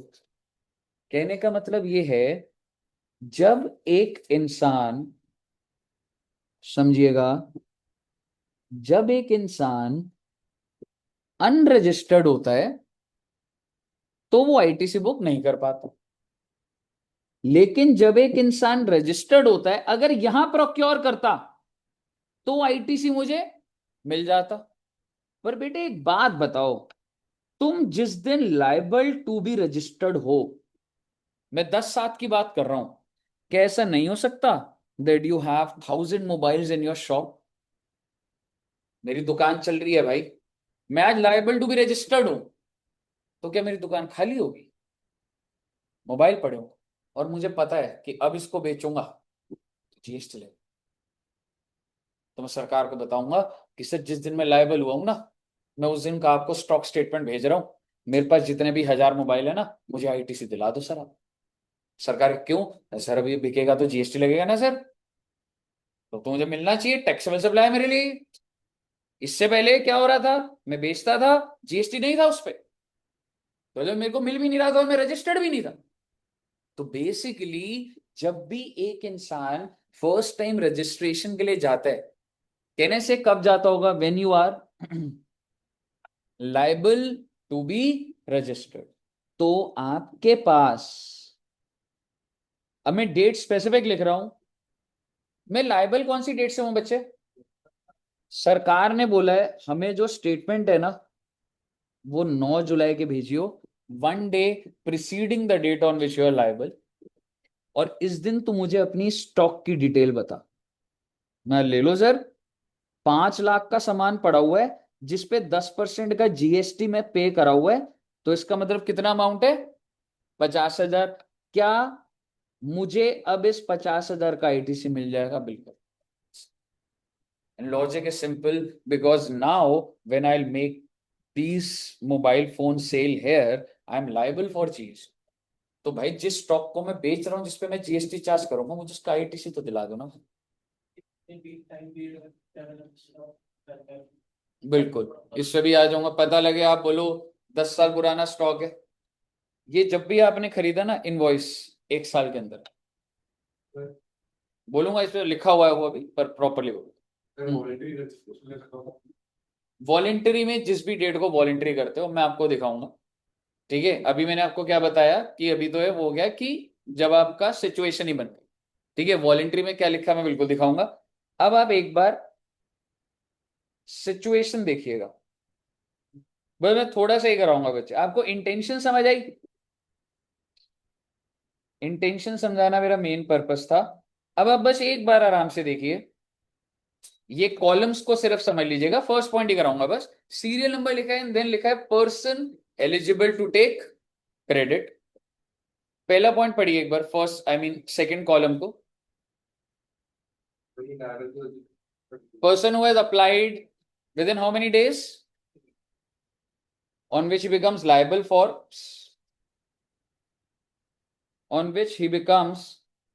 for registration and has been granted such registration। तो सिचुएशन तो मैंने जो आपके साथ डिस्कस करी।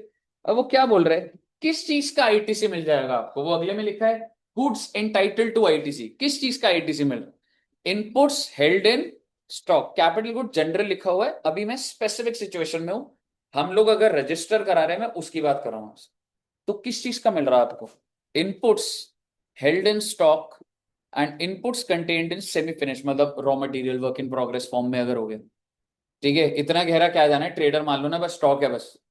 ठीक है, और finish goods held in stock कौन से दिन, as on which date, the day immediately preceding the date from which he becomes liable to pay tax, that is liable to get registered। इसका मतलब है मैं 10 तारीख को लाइबल हुआ था, लेकिन 10 है या immediate preceding the day, immediate preceding, that was हमारे एग्जाम्पल में था 9 जुलाई। क्लियर है जी।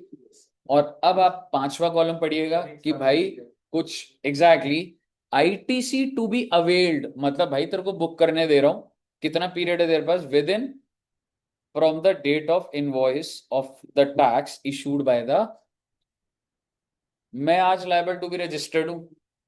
मान लो हमारा एग्जांपल ले रहा हूं मैं, 9 जुलाई को स्टॉक बताना है, मैंने स्टॉक बताया, आपको क्या लग रहा है उसे इनवॉइस बताना पड़ेगा सर का, नहीं बताना पड़ेगा? मैंने उसे बोला सर ये स्टॉक पड़ा, इसका बिल 6 साल पुराना है, जरा इसका मतलब ले लियो आईटीसी। हाँ, आईटीसी जब बुक कर रहा है आपको, वो जो भी इनवॉइस है उसके 1 साल के पीरियड में आप आ रहे हो तो ठीक है, वरना नहीं मिलेगा आपको आईटीसी। आप ये जो आईटीसी बुक कर रहे हो, मैं इनवॉइस डेट देखूंगा, आप कह सकते हो इनवॉइस डेट मैक्सिमम 1 साल पीछे हो सकती है, उसको ऐसे बोल लो आप। सर पिछले से पिछले साल खरीदा था, नहीं मिलने का भाई। 6 महीना पहले खरीदा था, मिल जाएगा, मिल जाएगा। 8 महीना पहले मिल जाएगा। दूसरी बात, क्या यहां पर कैपिटल गुड्स लिखा होगा? नहीं। क्या आपको फर्स्ट पॉइंट क्लियर है? सेकंड इससे रिलेटेड है, सिर्फ पढ़ लीजिए एक बार क्या बोल रहा है वो। Person who is not required to register but obtains, oh my god, किस चीज का आईटीसी मिल रहा है इसको? Inputs held in stock, inputs contained in semifinished good. क्या कैपिटल गुड्स का नाम आ रहा है कहीं भी? So that's important. Capital good है मिलने का, नहीं मिलेगा।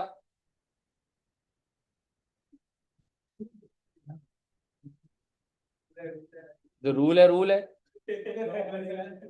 पहले क्या पढ़ रहे उसने क्या बोला था, 10 मिनट कुछ नहीं बोलना आपने। अब बोलो कि दिमाग में अब मुझे बताइए ये क्या लिखा हुआ है, इसमें तो कोई लाइबल वाइबल थोड़ा ना आएगा। जब भी डेट ऑफ रजिस्ट्रेशन आ रही है आपकी, एप्लीकेशन नहीं है, उससे एक दिन पहले जो भी स्टॉक है उसका आईटीसी ले लेना। क्या आपको पूरा समझ आ गया? अब आप घूमेंगे अब।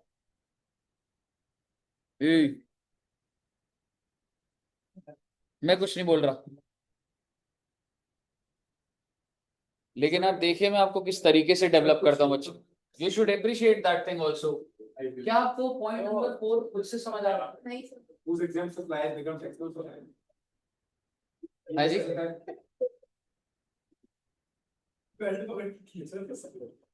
सही है बेटे, सही चल रहा है। नहीं चल रहा है इधर आईटीसी चल रहा है, आपको कुछ समझ नहीं आ रहा, फिर भी असर है। सर आप सुनो, एग्जाम सप्लाई नहीं, आई एक्सपेक्ट समथिंग यार, इसको पढ़ो एक बार, एक सिचुएशन क्रिएट करो। रजिस्ट्रेशन मैंने बता दी, इस सिचुएशन, क्या सिचुएशन है ये टेम्परेरी वाला है क्या? ना? क्या बात कर रहे हो आप? पॉइंट नंबर 4 कह रहा है कि मैं जो बेचता था पहले तो एग्जेम्प्ट था, फिर एक नोटिफिकेशन आई और अब टैक्सेबल हो गया। मान लो आज से मैं मोबाइल बेचता था, टुडे इज 23 जून, 23 जून से पहले मैं मोबाइल बेचता था, एग्जेम्प्ट होता था। तो अब मुझे बताइए, जब मैं मोबाइल को प्रोक्योर करता था तो अगर उसमें मैं जीएसटी पे करता था, मैं मेरे ऊपर क्यों एग्जेम्प्ट है भाई? मैं चैरिटेबल इंस्टीट्यूशन हूँ, मैं एनजीओ हूँ, सरकार ने मेरे को माफ करा हुआ है मोबाइल बेचने पे कि जीएसटी नहीं। पर जब मैं खरीदूंगा तो जीएसटी लग रहा होगा। तो क्या तब मैं आईटीसी बुक करता था? नहीं करूंगा ना, क्योंकि जब जो चीज आप बेच रहे हो अगर वो एग्जेम्प्ट है तो उसका आईटीसी बुक करने का पॉइंट ही नहीं। लेकिन अब नोटिफिकेशन आ गया और अब ये है कि अब टैक्सेबल है जी आपके लिए। पर अब मुझे बताओ, मेरे गोडाउन में स्टॉक तो पड़ा हुआ है जो मैंने खरीदा होगा पहले, जिसमें मैंने आईटीसी बुक नहीं करा होगा। पर अब जब मैं बेचूंगा तो क्या मुझे उसका आईटीसी मिल जाएगा?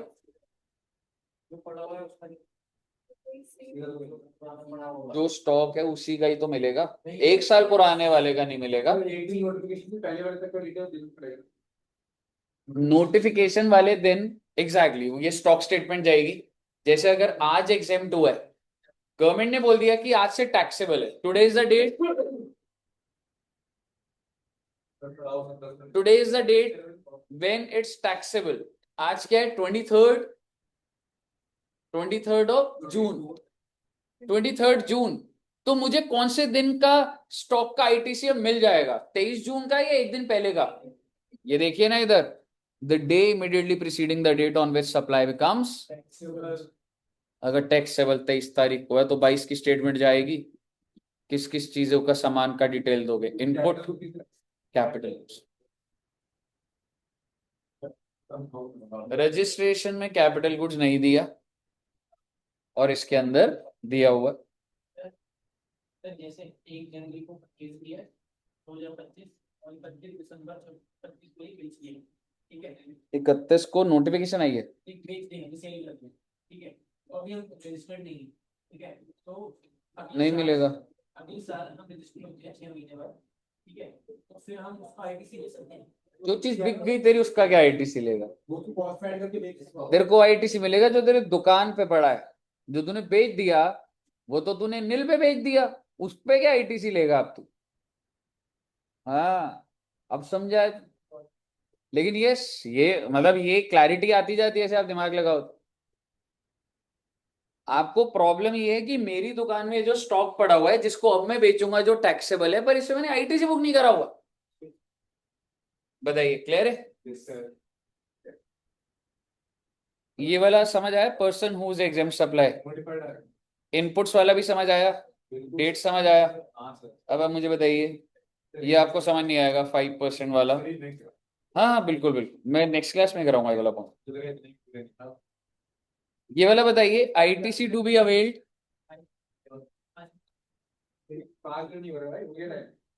आईटीसी टू बी अवेल्ड बताइए प्लीज। सेम वही है, ठीक है भाई। तू इनवॉइस जब से बुक कर रहा है उसका इनवॉइस 1 साल पहले तक का ही होना चाहिए ना। सेम ही बात कैसे समझ नहीं आ रही? ओ माय गॉड,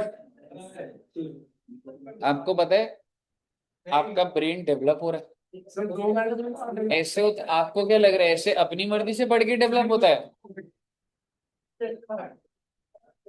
अरे आपका तो वैसे ही अनयूज्ड ब्रेन है, आप तो बैठ जाओ। काम है। और तेरे को तू रैपिडो का है क्या? यार तो सीधा ही चलेगा यार, वैसे थोड़ा ज्यादा कैजुअल होगा।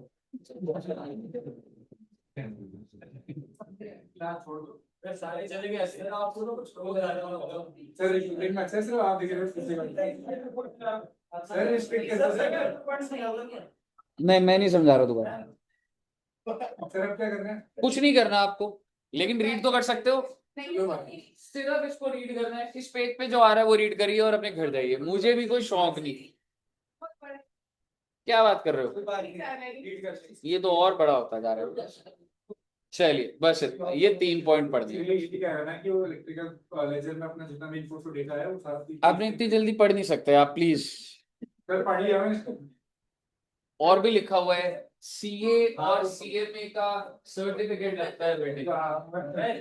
ठीक है ना, मतलब वो और लगो फिर फास्टिक जी, सीएमए बनने पे लगेगा सर्टिफिकेट। सर जो दो भाग चले गए उनके क्या बनेगा? हाँ जो भी दो भाग है। मुझे बताइए प्लीज, एक बार पढ़िए प्लीज। तो स्पीकर का बैग मांग रहे थे। नहीं नहीं, अभी रुकिए, इसको पढ़ा, फिर क्या? अभी है 10 मिनट है अभी। अच्छा ये पढ़ लो बस, ये पेज पढ़ लो बस, खत्म।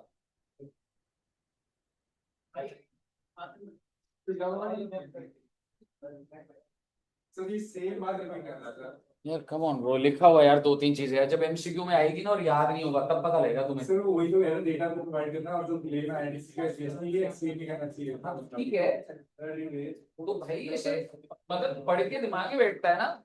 आप मेरे को सीजी के नाम में नाम एक बार सर नीचे करना ए ये जो पढ़ने वाला। हाँ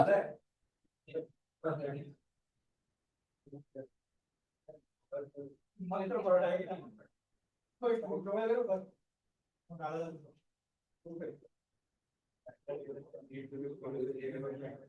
सर रीड कर लिया। ओह माय गॉड, पढ़ लिया, हाँ समझ आ गया। हाँ एक बात बताइए, कितने रुपए के आईटीसी से ऊपर हो तो आपको सर्टिफिकेट लगेगा? सर ये कह रहा है मेरा नहीं नहीं आ रहा है, सर क्यों मारा? प्लीज अच्छे बंदा फिर बुरे बंदे तो क्या फायदा? अच्छे बुरे की बात नहीं है यार, मेरी कुछ जिम्मेवारी है यार, आप छोटे बच्चे हो, हम नहीं है ना यार, हमारे जिम्मेवार आपके पेरेंट्स ने भेजा है कि इंस्टीट्यूट जाए। मैं ही नहीं रहा था, ये लोग दुकान में पढ़ रहा हूँ इस सब। तो बच्चे नहीं है ना भाई। सर पूरा सामान तो सारा पढ़ के आना है आज। 40, 41, 42 पढ़ना है, फिर उसके बाद डन है, प्लीज पढ़ लीजिए। हाँ जी।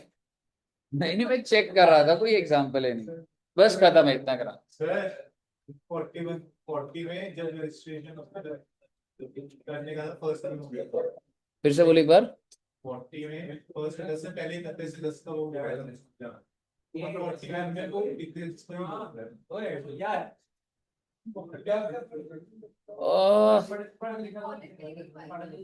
समझा नहीं मैं तेरा डाउट। कह रहा हूँ 40 में स्टॉक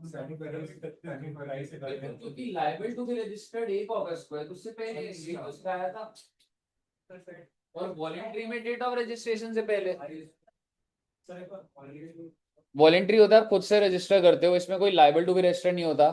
तू 5 दिन तूने सेल करी तो खुद ही चला गया रजिस्ट्रेशन, हो गया। तो जब भी देखो रजिस्ट्रेशन मिली उससे 1 दिन पहले। सर कर लिया ये वाला आपने मना किया था। 42 पढ़ना है। सर भी सपोज 16 वाला है 5% का। हाँ 42 नहीं पढ़ना, ठीक है। 40 एंड 41 पढ़ना है बच्चे, समझ आ गया। कॉम्पोजिशन वाला नहीं करना। बताइए, all clear till here? Very, चलिए तो इतना रखते हैं बच्चे, और नेक्स्ट क्लास में आईटीसी हमारा ओवर हो जाएगा आराम से। Thank you so much. Not required to register, but voluntary registration ले ली तूने दुकान खोली, 5 दिन बाद तेरे को लगा तूने थोड़ा सा ही सामान लिया था भैया, तूने रजिस्ट्रेशन ले ली, तो इसमें तो कोई लाइबल वाइबल का नहीं होता ना वॉलंटरी रजिस्ट्रेशन। हाँ जी काजल जी, अभी 1 मिनट में आपके पास में। डायग्राम बनाया था वो देखो ना वो ठीक है, एक सेकंड, मैंने वॉलंटरी रजिस्ट्रेशन ली तूने, तो जो भी तेरे इनपुट्स हैं जिस भी दिन तेरे को रजिस्ट्रेशन मिलेगी 1 दिन पहले, आई मीन द डे में, तो वो जो भी तेरे पास दुकान में पड़े उसका आईटी से मिल जाएगा, मिल जाएगा। लास्ट क्लास की रिकॉर्डिंग डाल देना सैटरडे सर ये स्टेम की और ये जीएसटी बिल्कुल तो रात तक कर देंगे। आज ही कर दूंगा मैं, नेक्स्ट डे